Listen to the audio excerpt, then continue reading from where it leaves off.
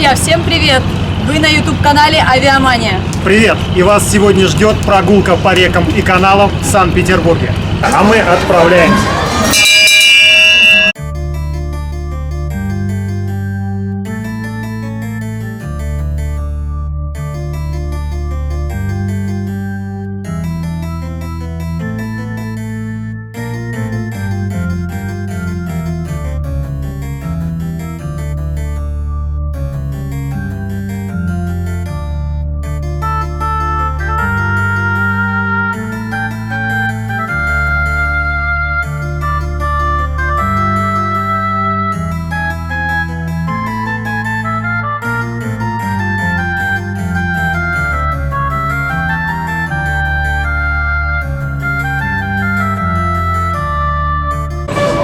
Рояль, на котором написано «Сорвите овации и получите круиз в подарок».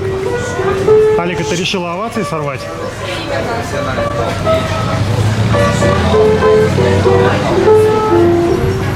А мы приобрели билеты и ждем очередь. Билеты мы приобрели заранее на сайте, не в архиве. Да? Но очередь все равно ждем. Друзья, а мы отправляемся. Мы на корабле. Сейчас пойдем. Хотел сказать, поплывем, но я думаю, мне потом в комментариях напишут, что плавает совсем другое.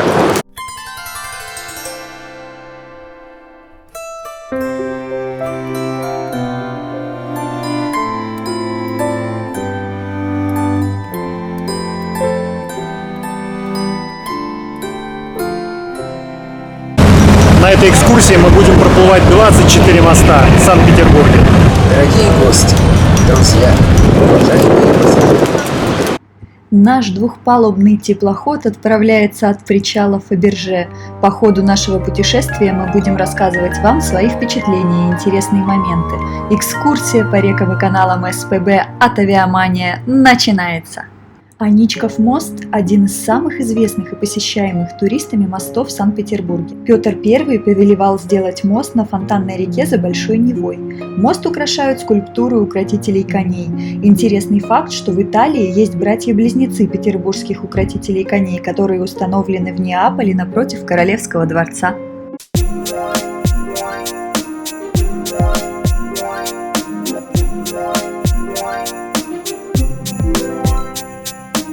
Мост Ломоносова – трижды переименованный мост через Фонтанку XVIII века постройки. Раньше в башнях находились разводные механизмы, так как это был один из 8 разводных мостов Петербурга. Немногие знают, но мост Ломоносова соединяет два острова. Особенно красив мост зимой, когда от него в сторону Невского проспекта растянуты новогодние гирлянды.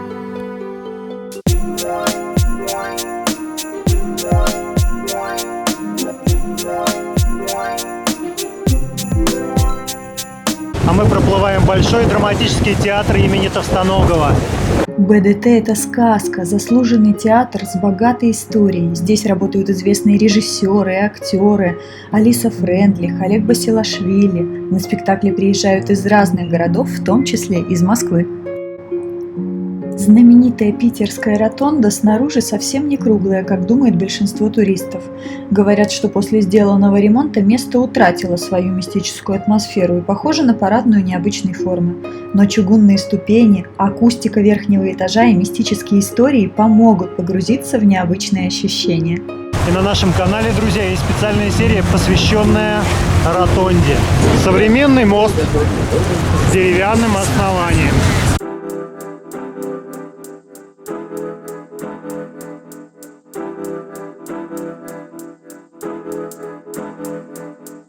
Такое ощущение, что это временная конструкция.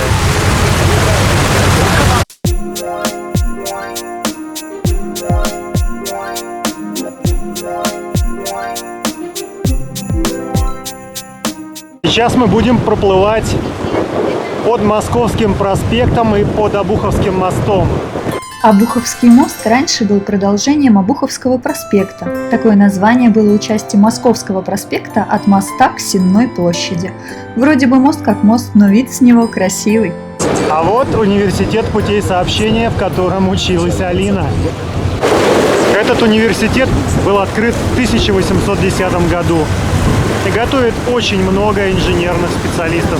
Обязательно прогуляйтесь по Юсуповскому саду и запишитесь на экскурсию в Юсуповский дворец.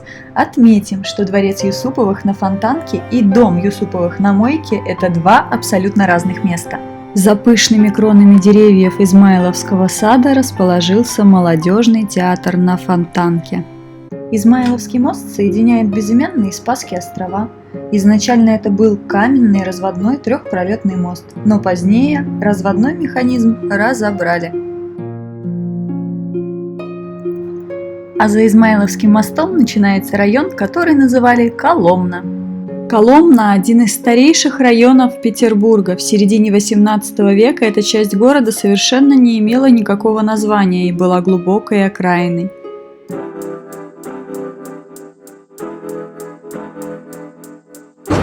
Друзья, мы приближаемся к Крюкову каналу.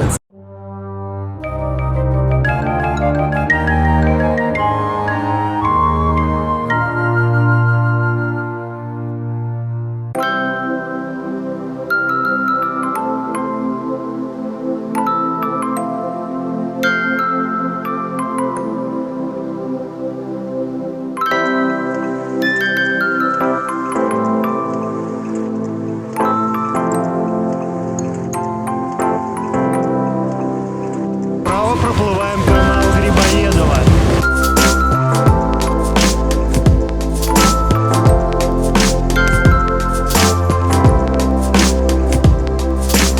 И Никольский собор. Николо-Богоявленский морской собор с колокольней расположен на берегу Крюкова канала. Он состоит из двух церквей – Нижней и Верхней. Нижняя церковь освящена во имя святителя Николая Чудотворца, покровителя всех путешествующих, а Верхняя церковь во имя Богоявления Господня.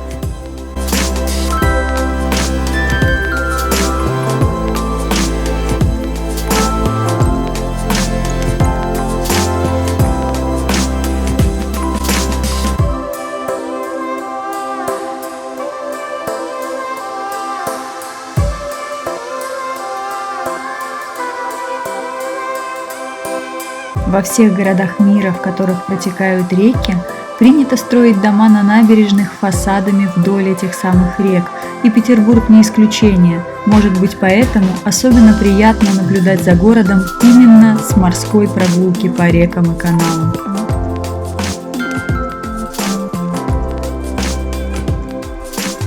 Сейчас мы приближаемся к Мариинскому театру и проплываем под Торговым мостом. Мост получил свое название от торгового рынка, действующего здесь в конце XIX – начале XX веков. Именно здесь появилась русская классическая опера, которая открыла театральный сезон в Мариинском театре премьерой Михаила Глинки «Жизнь за царя».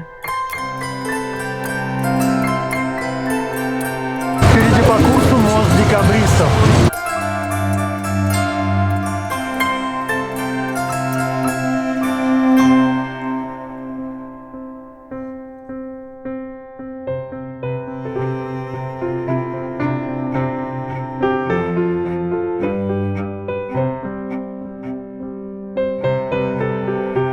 Вот это здание — знаменитая вторая сцена Мариинского театра.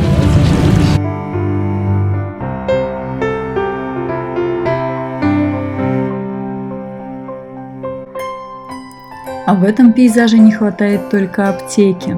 Ночь, улица, фонарь, аптека, бессмысленный и тусклый свет. Живи еще хоть четверть века, все будет так, исхода нет.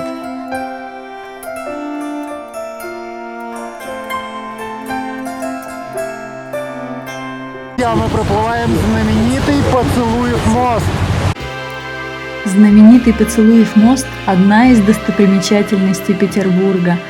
С него можно полюбоваться не только водной гладью, но и прекрасным видом на жемчужину города Исаакиевский собор. Мы показываем вам мост с неправильной стороны. Огромный узнаваемый золотистый купол Исаакиевского собора прекрасно просматривается с этого ракурса. Памятник истории и культуры федерального значения. Он вошел в историю как место убийства Григория Распутина.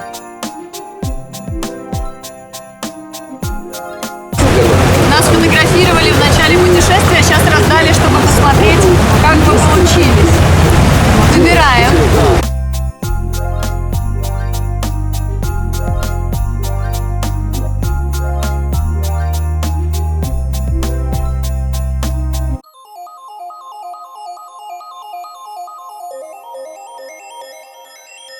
Красивые фонари на нем.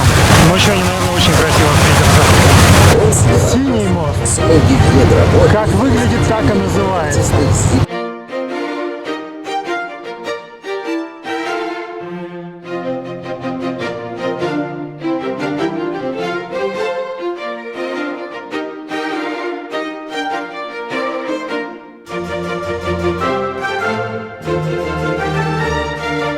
Начинаем подплывать к следующему мосту, который называется Красный мост.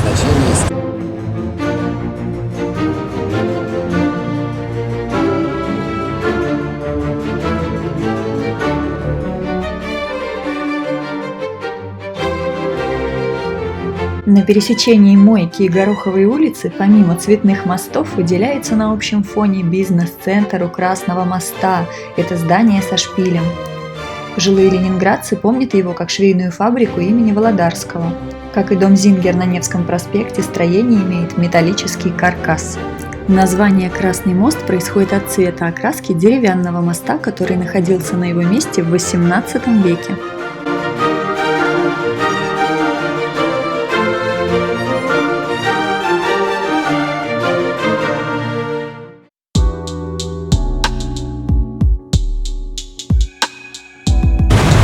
Проплываем мимо педагогического университета Герцена.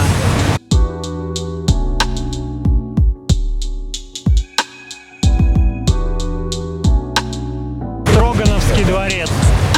Строгановский дворец создан величайшим архитектором XVIII века Франческо Растрелли, а в настоящее время здесь находится филиал Русского музея.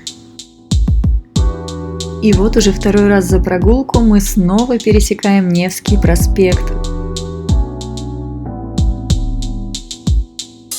А вот в этом здании находится знаменитая кондитерская Вольфа и Беранже и современное литературное кафе.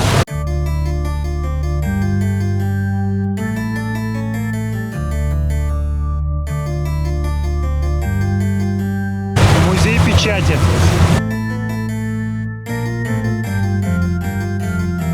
Певческий мост и Дворцовая площадь. Певческий мост раньше продолжал серию цветных мостов города и назывался «Желтый».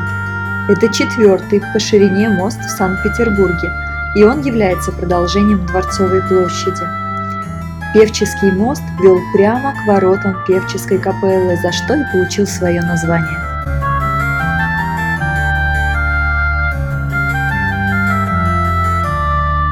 Впереди находится музей, квартира Пушкина, но мы туда не доезжаем, а поворачиваем в Зимнюю канавку.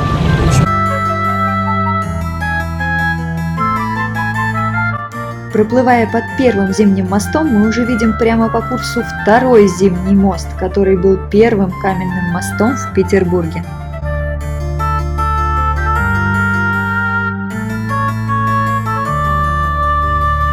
Проплываем Эрмитаж, ссылочка будет в описании.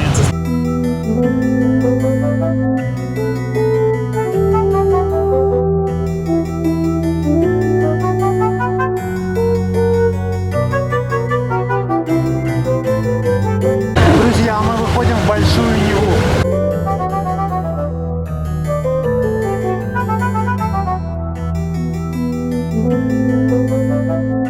Как только мы вышли в Большую Неву, люди тут же повскакивали с своих мест и с визгами и криками принялись фотографировать все вокруг на 360 градусов.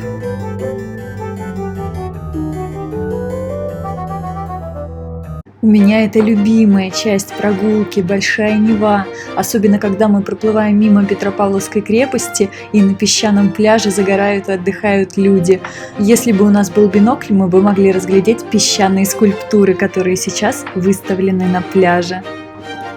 Ну а стрелка Васильевского острова у меня непременно ассоциируется со свадьбами. Огромное количество невест и женихов, прогулки, свадебный кортеж. Все это неразрывно связано с Петербургом и с Васильевским островом. Прогулка по рекам и каналам Санкт-Петербурга дарит два абсолютно разных ощущения. Маленькие узкие каналы и фасады домов, нависающие над ними – это одно. А вот выход в большую Неву, простор, красота вокруг, еще и в солнечную погоду – это совершенно другие эмоции и впечатления. Друзья, какой красивый у нас город, особенно если смотреть на него с воды.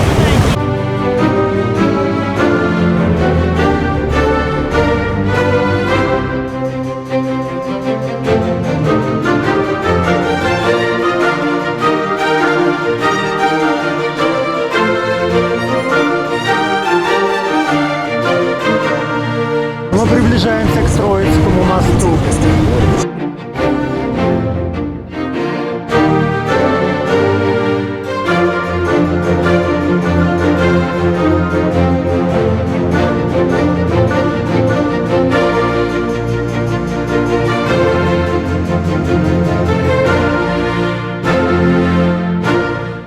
Троицкий мост вдохнул новую жизнь в Петроградку. После его строительства район начал активно развиваться.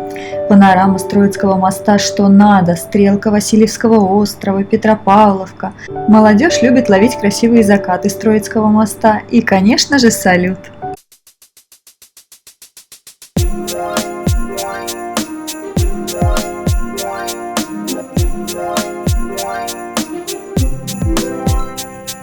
Летний сад и Лебяжья канавка. Летний сад был задумкой Петра I, где у него была уединенная беседка, выход из которой был только по воде. Позже в летнем саду было разрешено прогуливаться только прилично одетым особам. И в летний сад гулять водил, писал в Евгении Онегине Александр Сергеевич. Фонтаны, мраморные статуи, памятник баснописцу Крылову и много-много интересного находится здесь. Приходите обязательно. Снова поворачиваем на Фонтанку и будем проплывать Прачечный мост.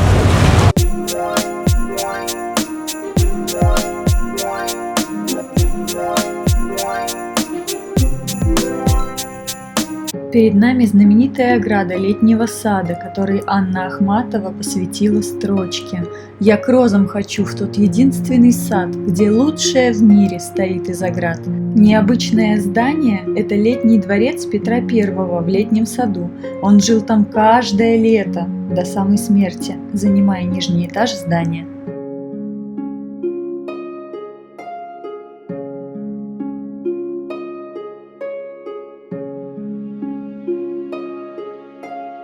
А мы готовимся кидать монетки, потому что сейчас мы проплываем вдоль летнего сада. Это значит, скоро будет первый инженерный мост и знаменитый Чижик-Пыжик. Михайловский замок или инженерный замок, который вы видите прямо по курсу, это место гибели императора Павла I.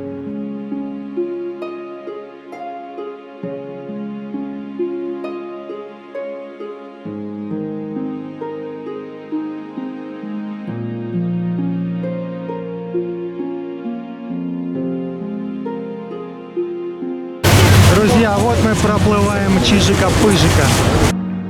Вы, наверное, уже догадались, что монетку добросить с такого расстояния просто нереально.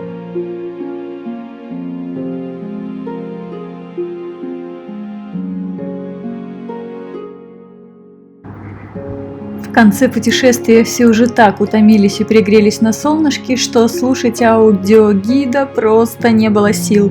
Наверное, и я тоже замолчу и дам вам возможность насладиться видами и музыкой.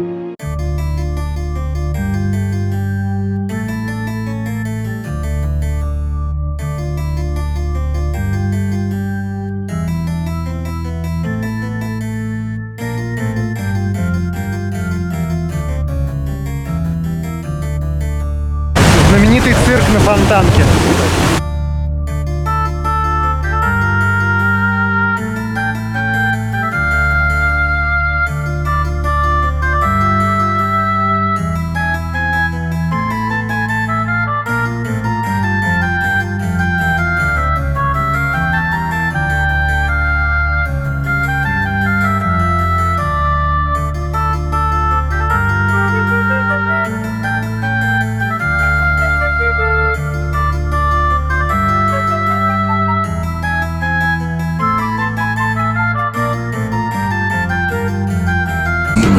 Смотрите, как здесь уютно. Мы даже не спускались вниз, любовались видами.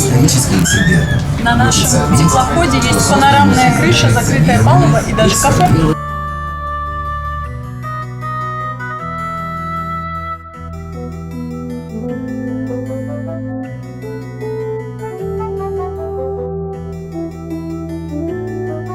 Друзья, на этом наша экскурсия по рекам и каналам Санкт-Петербурга подошла к концу.